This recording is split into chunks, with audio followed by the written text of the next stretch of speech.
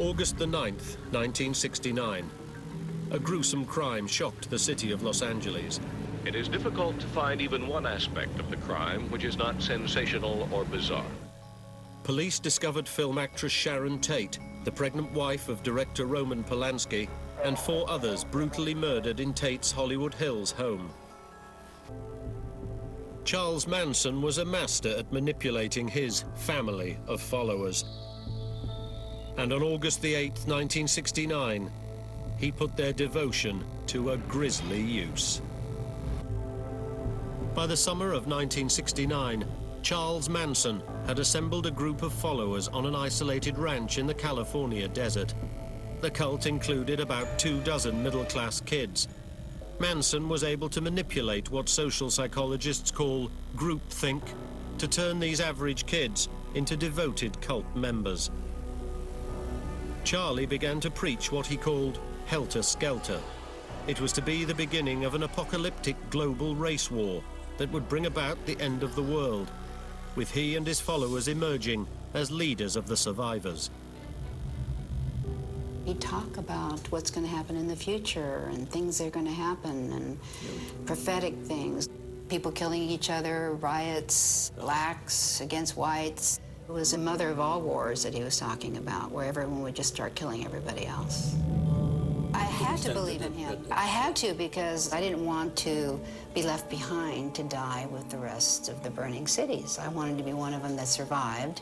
And so everyone there was just wanting to be part of this great thing that was happening. It's a blueprint for every cult that's ever been. Your leader is the only one that has the in with God and knows what's going to go on, and if you don't follow, then you're not going to survive it. But as the summer of '69 went on, helter-skelter didn't happen.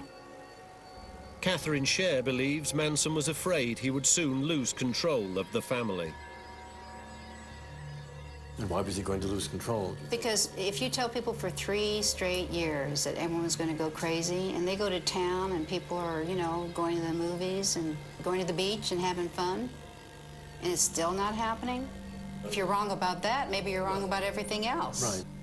And maybe somewhere in his very sick mind, he thought maybe he could start something. In an effort to spark his predicted race war, Manson targeted affluent white victims. He expected that authorities would blame the murders on African Americans. But Charlie didn't intend to kill the victims himself. On the night of August the 8th, 1969, he dispatched some of his most devoted followers: Susan Atkins, Patricia Krenwinkel, Tex Watson. Manson gave Tex a gun and told him to leave something witchy. Later that weekend, police discovered 7 bodies. When the killers were finally identified months later, America was shocked to learn that they were middle-class hippies.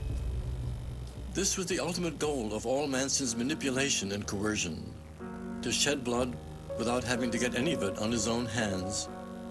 And he got exactly what he wanted out of his brainwashed followers: more victims to take the fall for his hatred. Manson created a sense that even children who had been raised with traditional values were not safe.